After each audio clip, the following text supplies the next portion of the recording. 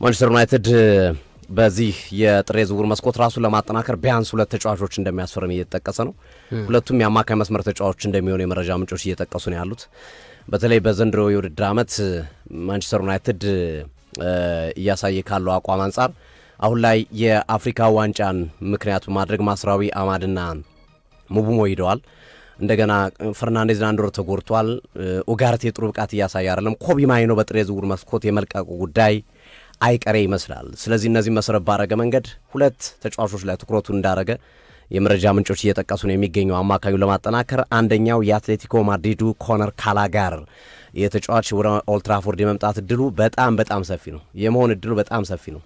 ምክንያቱም አትሌቲኮ ማድሪድን መሸጥ ይፈልጋል፣ ማንቸስተር ዩናይትድን በዚህ ቦታ ላይ ተጫዋች ይፈልጋል። ተጫዋቹ ደግሞ ሩበን አሞሪም ከሚፈልጉት ያጫወት መንገድ ጋር ተመሳሳይ ባህሪ ያለው ተጫዋች እንደሆነ ይታወቃል። ከዛ አንጻር እንግዲህ ካላጋር 35 ሚሊዮን ዩሮ ድረስ ማንቸስተር ዩናይትድ መክፈል ይኖርበታል። ቦክስ ቱ ቦክስ ሚድፊልደር ነው። ላይክ አሰልጣኝ ሩበን አሞሪም የሚፈልጉትም እንዲህ አይነት ተጫዋች ነው። እንደ ባሌባ አይነት ተጫዋች ነው። ሲፈልጉ አታኪንጉን በደንብ ይደግፋል። የዘንድሮ ባሌባ ሳይሆን ያምነው ባሌባ። የዘንድሮ ባሌባ የለበትም። ማንቸስተር ዩናይትድ ጋር ስሙ ከተያዘ በኋላ ባሌባ እኮ ጠፋ፣ የገባበት ጠፋ ባሌባ። ካላጋር እንደዛ አይነት ባህሪ ያለው ተጫዋች ነው። በጥር ዝውውር መስኮት የምትፈልገውን አይነት ኳሊቲ ያለውን ተጫዋች ማግኘታችን አስቸጋሪ ነው። ጥር ዝውውር መስኮት በባህሪው ክለቦች አይለቁልም። ወይ ለአውሮፓ ይወዳደራሉ፣ ወይ ላለመውረድ ይጫወታሉ፣ ወይ ለዋንጫ ይፎካከራሉና አይለቁልም። ጥር አመቱ መጨረሻ ላይ ሲሆን በቂ ጊዜ ስላለ እነሱም ማዛወሩ ስለሚችሉ ቀላል ይሆንላቸዋል። እና እንዲህ አይነት ተጫዋች አታገኝ። ጥሩ ነው። እኔ ካላጋር መጥፎ ዝውውር ነው ብዬ አላምንም ለማንቸስተር ዩናይትድ ከጊዜው ከሁኔታው አንጻር ማለት ነው። ሌላኛው ተጫዋች ሩበን ኔቬስ ነው። ሳውዲ አረቢያ ወደ አውሮፓ መመለስ ይፈልጋል። ፖርቹጋላዊ አማካኝ ሩበን ኔቬስ በ2026 የዓለም ዋንጫም ራሱን ከፍ አድርጎ ለማሳየት በሳውዲ አረቢያ ያለውን ኮንትራትን ሰርዞ የአልኢታድን ኮንትራት ሰርዞ ወደ እንግሊዝ የመምጣት ወደ አውሮፓ የመምጣት ፍላጎት አለው። ገና 24-25 ዓመቱ ነው። ሲሄድ 24 ዓመቱ ነበር። አሁን እንግዲህ 25-26 ዓመቱ ቢሆነው ነው። ሩበን ኔቬስ በጣም ጥራት ያለው ተጫዋች ነው። በፖርቹጋል ብሔራዊ ቡድን ስቲል ቋሚ ነው። ከሳውዲም እየተጫወተ ቢሆን ሩበን ኔቬስ እና ሁለቱን ተጫዋቾች በተሻለ አቅም ማንቸስተር ዩናይትዶች ለማምጣት እየሰሩ ነው።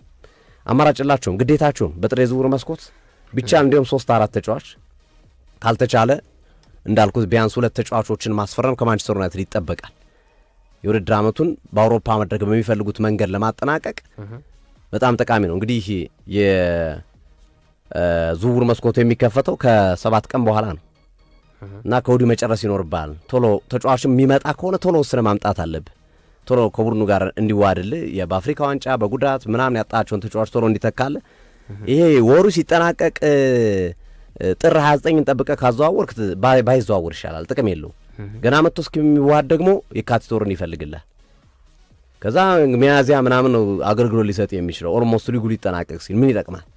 ስለዚህ ቶሎ ባስቸኳይ ተጫዋችን ማንቸስተር ዩናይትድ ማስፈረም ወሳኝ ስራው ይሆናል ብዬ አስባለሁ። ኮነር ካላጋር በቼልሲ የምናውቀው ተጫዋች ነው። የጥራት ደረጃው በእርግጥ በአትሌቲኮ ማድሪድ በዲያጎ ሲሞኔ በቂ ድል እየተሰጠው የሚገኝ ተጫዋች አይደለም። ግን እንደ አሰልጣኝ ሩበን አሞሪም አይነት 3-4-3 ለሚጠቀም ቡድን ፍቱን መድኃኒት ከሚባሉ ተጫዋቾች ናቸው። አይደክሜ ነው። በጣም የአቅም ደረጃው ከፍ ያለ ነው። 90 ደቂቃ ካለመታከት የሚጫወት ነው። በማጥቃቱን በመከላከሉን በመሳተፍ ከኋላው ካዝሜሮን አርገህ እሱን እንደፈለገ እንዲቀሳቀስ ከአማካዩ እስከ አጥቂ ያለውን ቦታ እንዲያገናኝ ብታደርገው ብዙ ቫሊዩና ዋጋ ሊሰጥ የሚችል ተጫዋች ነው እና ማንቸስተር ዩናይትድ እንዲህ አይነት ተጫዋቾችን ማምጣት የሚችል ከሆነ ሩበን ኔቬስንም ካላጋርንም ከተሳካለት ፊቱ በጣም ድንቅ ነው። ማንቸስተር ዩናይትድ ተከላካይ ላይ አሁን ላይ ገበያው ላይም ሰው የለም። አስቸጋሪ ነው። በእርግጥ ያው እነ ማጉዌርና ማቲያስ ሊሊስ ሲመለሱ ለቡድኑ ዴፕስ ይሰጡታል፣ የስኳድ ዴፕስ ይሰጡታል። የጥራት ደረጃቸው ምን ያህል ነው? በአውሮፓ ስታንዳርድ የሁለት ተጫዋቾች አቅም ከፍ ያለ ነው ወይም ጥያቄ ያስነሳል። ግን ስቲል ዴፕስ ይሰጡታል። ሊሳንድሮ ማርቲኔዝ ከጉዳት አገግሞ መጥቶላቸዋል። እነዚህ ነገሮች ጠቀሜታ ሊሰጣቸው ይችላል እና ዋናውና አሁን መፍትሄ የሚፈልገው ቦታ አማካኙ አካባቢ ነው። ኮቢ ማይኖ ይለቃል ተብሎ ይጠበቃል። ፈርናንዴዝ አንድ ወር ተጎድቷል። ኡጋርቴ ጥሩ አይደለም በማለት ተጫወቱ ነው። አስቸጋሪ ነው። ስለዚህ እሱም ማድረግ እንደሚኖርባቸው ይጠበቃልና በጥር ዝውውር መስኮት በንቁ ሊሳተፍ የሚችለው ክለብ ማንቸስተር ዩናይትድ ይመስላል ከእንግሊዝ ፕሪሚየር ሊግ ክለቦች ሁሉ አሉት። እና ሶፊ እንግዲህ ዩናይትድ አርብ ጨዋታውን ያደርጋል። ኢንጁሪ ማች ተብሏል። የሁለቱም ቡድኖች ጨዋታ ከኒውካስትል ጋር የሚያደርጉት ጨዋታ በሁለቱም በኩል ቡድኖች 15 ተጫዋቾች አይሰለፉም።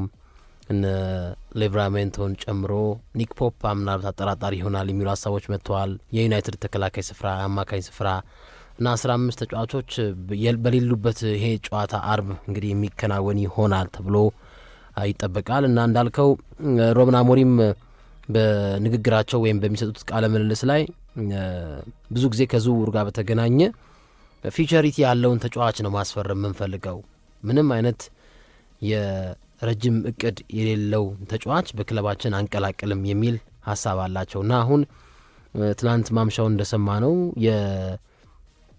የበርንማውዙ ተጫዋች ሴሜኒዮ ማረፊያ ወደ ማንቸስተር ሲቲ የሆነ እያገደለ ይመስላል። ተጫዋቹ ፍላጎቱ እዛ ላይ እንደሆነ ተሰምቷል። እና አንዱ ማንቸስተር ዩናይትድ በዚህኛው የዝውውር መስኮት ወደ 65 ሚሊዮን ወደ 70 ሚሊዮን ፓውንድ ፈሰስ አደርጋለሁ ብሎ ከመረጣቸው ተጫዋቾች መካከል የሚጠቀስ ነበር። እሱ ተወስዶባቸዋል። ስለዚህ ብቸኛው አማራጫቸው አሁን እንዳልከው ሩበን ኔቬዝ እና ካላገር ይሆናሉ ተብሎ ይጠበቃል። እና ምናልባት የብሩኖ ፈርናንዴዝ መጎዳት ተከትሎ ኮቢ ማያኖ አሁን ኢትስ ታይም ቱ ሻይን የሚል ጽሁፎች በማንቸስተር ዩናይትድ ቤት ደጋፊዎች መጥተዋል። በእርግጥ አልተገጣጠመለትም ማለት ወንድሙ ያሳደረው ተጽዕኖ አለ በዚህ በኮቢ ማያኖ አለመሰለፍ ላይ። በእርግጥ እሳቸው አንቀጣውም ወንድሙ ነው ያደረገው ያን ነገር ምንም ነገር አላለም ብለዋል። ግን ኮቢ ማያኖና እሳቸው ቁርሾ ውስጥ እንደገቡ ይታወቃል። ከዛ በዛ ኢንሲደንት ውስጥ ወንድሙ ፍሪ ማያኖ የሚል ጥቁር ቲሸርትን አድርጎ መግባቱ ደግሞ ሌላ ነገሩ ላይ ቤንዚል እንደመጨመር ነው ሳቱ ላይ ማለት ነው። እና ግን አሁን የብሩኖ ፈርናንዴዝ መጎዳት ደግሞ በተለይ እሱ ለሚያልመው የዓለም ዋንጫ ላይ ለመሳተፍ ትክክለኛው ሰዓት ነው የሚሉ ሀሳቦች እንግዲህ እየፈለቁ ይገኛሉ። እና ስለዚህ የማንቸስተር ዩናይትድ ጉዳይ በምን አይነት መልኩ ይቀረፋል የሚለው ነገር የሚጠበቅ ይሆናል። እና ብሩኖ ፈርናንዴዝን ማንም የሚተካው ነው አሁን በተለይ አሁን ይበልጥ የብሩኖ ፈርናንዴዝን ችግር የሚያፈካው ወይም ችግሩ በደንብ ጎልቶ የሚወጣው የነ ኢምቤሞ አለመኖር የነ አማድ አለመኖር በደንብ የተጫዋቹን ተጽዕኖ ፈጣሪነት በማንቸስተር ዩናይትድ ስለመጣቱ ወይም ደግሞ ስለማለ መኖሩ በደንብ ፈክቶ የሚወጣበት ጨዋታ ነው ብዬ አስባለሁ። ምክንያቱም አሁን የእሱን ተጫዋቹ ቦታ የሚሸፍን የለም። በእንቅስቃሴ በጎል በማስቆጠር ዩናይትድ አሸንፎ ወጥቶም ቢሆን አይ ብሩኖ እኮ ዛሬ ባይኖርም የምትልበት ሰዓት አይደለም። ምክንያቱም ስኳዱ ተመናምኗል፣ ባዶ ሆኗል። እና ማን ነው የሚሸፍነው የሚለው ነገር የሚጠበቅ ይሆናል። ኮቢ ማያኖ ካልሆነ ሜሰን ማውንትም የሚሉ ሀሳቦችም እየፈለቁ ይገኛሉና ሜሰን ማውንትም በፕሪሚየር ሊጉ በዘንድሮ ዓመት ከረጅም ጊዜ በኋላ ይመስለኛል በዘንድሮ ዓመት አይ ቲንክ በክሪስታል ፓላሱ ጨዋታ ይመስለኛል ሙሉ 90 ደቂቃ ጨርሶ የወጣበት መርሃ ግብር ጎል ያስቆጠረበት የቅጣት ምት ጎል ያስቆጠረበት ጨዋታ ነው 90 ደቂቃ ጨርሶ የወጣው። ከዛ በኋላ ምናልባት ያ የመጀመሪያው ጨዋታው ነው። ከዛ በኋላ ሌሎች መርሃ ግብሮች ላይም ምናልባት በዚህኛው ሳምንትም በወልቭሱ ጨዋታ ላይም ማነው በአስቶን ቪላ ጨዋታ ላይም ረዘም ያለ ደቂቃ ተጫውቷል እና የማውንት ሚና ይጠበቃል። ማያኖ አለ ድጋሜ ደግሞ በአስቶን ቪላው ጨዋታ ላይ የማርቲኔዝ የአማካኝ ቦታ ላይም ደግሞ እንግዲህ ብዙዎቹ በጣም ጥሩ ነገር ብለዋል። በተለይ ሰከንድ ሀፍ ላይ ማርቲኔዝ ከገባ በኋላ ያሳየው እንቅስቃሴ በብዙዎች ዘንድ ተቀባይነት አግኝቷል እና የእሱም የማርቲኔዝም እንደ አማራጭ እየተያዘ ይገኛል እና እንደውም የማርቲኔዝ ላይ ሌሎች የቀድሞ ተጫዋቾች ራሱ እነ ጋሪ ኔቨል ራሱ ተናግረዋል እና በዚህ በጨዋታው የነበረው ሚና በተለይ ከግራውንድና ከኤሪያል ዱዎሎች ጋር በፓሲንግ አኩሬሲ ጋር ሹት ያደረገበት መንገድ ተጫዋቹ ቢያንስ ብሩኖ ፈርናንዴዝ እስኪመለስ ይህንን ቦታ ራሱ ሊያገኝ ይችላል የሚሉ ሀሳቦች መጥተዋል እና ካስሜሮ ይመለሳል በዚህኛው መርሃ ግብር ላይ ግን እንደ አጠቃላይ ሚድፊልዱን ወደ 3 የመቀየር ነገር የሚሉ ሀሳቦችም እየፈለጉ ይገኛሉ። ሚድፊልዱን አሁን 2 የተከላካይ አማካኝ ከምታደረግ ይልቅ ሚድፊልዱን ወደ 2 ፈጣሪ አማካኝ ማድረግ ወይም ከካስሜሮ ጋር አንድ ማጣመር ስዊች ሚድፊልድ ቱ 3 የሚሉ ሀሳቦች አምዶች በዚህ በአርቡ ጨዋታ ላይም እንድንመለከተው ጥሪ እየቀረበ ይገኛል። በተለያዩ ተጫዋቾች በቀድሞ ተጫዋቾች ማለት ነው ጋሪ ኔቨል ዋይኒ ሩኒም ሀሳባቸውን እየሰጡ ይገኛሉ። ግን የማንቸስተር ዩናይትድ ደግሞ ተከላካይ በጣም ያፈሰውናል። በጣም ተከላካዩ በጣም አማተር የሆነ ስህተቶችን ይሰራሉ።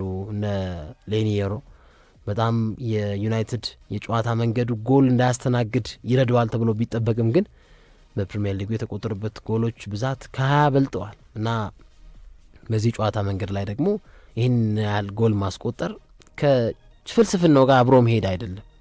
3-4-3 ፍልስፍና ጋር ኦፖነንት ጎል አለው እንዳያደርግ ብሎክ የምታደርግበት ሀሳብ ግን ማንቸስተር ዩናይትድ ላይ ደግሞ ያ ነገር ተግባራዊ እየሆነ አይደለም እና አሁን በአርቡ ጨዋታ ላይ የጉዳት የብሔራዊ ቡድን ጥሪ ስላለ አማካኙን 3 ማድረግ የሚሉ ሀሳቦች እየቀረቡ ይገኛሉ። ግን ጥር ላይ እንግዲህ ብዙ የምንጠብቃቸው አይነት ዝውውሮች አይኖሩም። በጣም ይሄ የምጠቅሰው ማለት ከሬር ነው ማለት ክለቦች ራሳቸው የሚያጠናክሩበት ሰዓት የክረምቱ ነው፣ ፕሪሲዝንም ስላለው አብሮ ለመዋሃድ። ግን ይሄኛው እንደመጣ ስክት የሚል ተጫዋች ነው የምትፈልገው፣ ወይ ፕሪሚየር ሊጉን የተላመደ ወይ ከዚህ ቀደም የተጫወተ ውሰት ሰተኸው ምናምን የምታመጣው ነገር ነው መሆን ያለበት እንጂ አዲስ አይነት ሊግን ያለመደ ተጫዋች ብታመጣ ሌላ ክስረት እንዳይሆን ይጠበቃል እና የሴሜኒዮን ሁሉም ያሰፈሰፈው ለዛ ነው። በአጭር ጊዜ ነው የተወሰነ የኤፍኤ ካፕ ጨዋታ ላይ ነው ረፍት ያለህ እንጂ ወደ ፕሪሚየር ሊጉ ትመለሳለህ እና ፕሪሚየር ሊጉን የለመደ ተጫዋች ማግኘት ምን ያህል ጠቀሜታ እንዳለው የማንቸስተር ሲቲ የሴሜኒዮ ዝውውር እውን ከሆነ ማሳያ ነው ብዬ አስባለሁ። ግን ዩናይትድ ያው እንግዲህ ይሄ ዓመትም ደግሞ ሌላ የዋንጫ ራፍ ለመጨረሻ ጊዜ ገና ላይ ማንቸስተር ዩናይትድ የመራ 2012 ላይ 13 ዓመት ኦልሞስት አሁን ለ14 ዓመት እየተቃረበ ነው ከቀናቶች በኋላ በአዲሱ ዓመት ማለት ነው እና አንዳንድ ይናፍቃል ያ ትልቅ ቡድን ያ ስመ ገናና ያ ሀያል ቡድን ይናፍቃል እና ከአስቶን ቪላ ጨዋታ መጠናቀቅ በኋላ በተለይ የሞርጋን ሮጀርስ አስተያየት ምን ያህል የክለቡን ትልቅ ብራንድነት አሁንም እንዳለ መገለጫው ሮጀርስ በጨዋታው ያስቆጠራቸው ጎሎች በጣም ድንቅ እንደነበሩ መናገር ይቻላል። ግን ከጨዋታው መጠናቀቅ በኋላ የሰጠው አስተያየት ደግሞ ብዙዎች ዘንድ ሲወደስ ነበር እና ምንድን ያለው there is no bigger team than Manchester United and they came here to play ነው ያለው።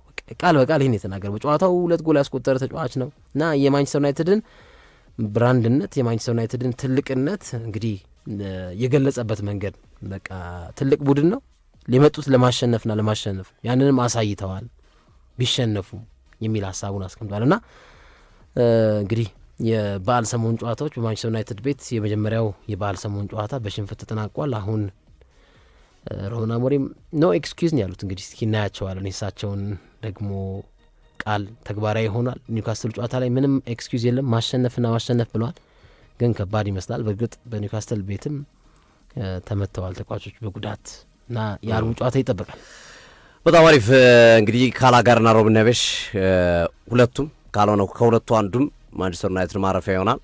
ዞሮ ግን ማንቸስተር ዩናይትድ ከ2 እስከ 3 ተጫዋቾች በጥሬ ዝውውር መስኮት የማስፈረም ግዴታ ውስጥ ይገባል። ምናልባት እንግዲህ የካሜሮን ብሔራዊ ቡድን የአይቮሪ ኮስት ብሔራዊ ቡድን እና የሞሮኮ ብሔራዊ ቡድን ጉዞ ባጭሩ የሚቀጭ ከሆነ ወይም በጊዜ የሚመለሱ ከሆነ የዝውውር መጠኑ ወደ 2 ዝቅ ሊል ይችላል፣ ወደ 1 ዝቅ ሊል ይችላል። ግን ሚኒመም 1 ዝውውር በማንቸስተር ዩናይትድ አለ አማካይ መስመሩ ላይ በትንሹ 2 እና 3 እስከ 3 ድረስ ግን ማክሲመም 3 ሚኒመም 1 ማንቸስተር ዩናይትድ በቀጣይ የጥር ዝውውር መስኮት ላይ ሊያስፈርማቸው የሚችሉ ተጫዋቾች እንደሚሆኑ የሚገመት ነው የሚሆነው።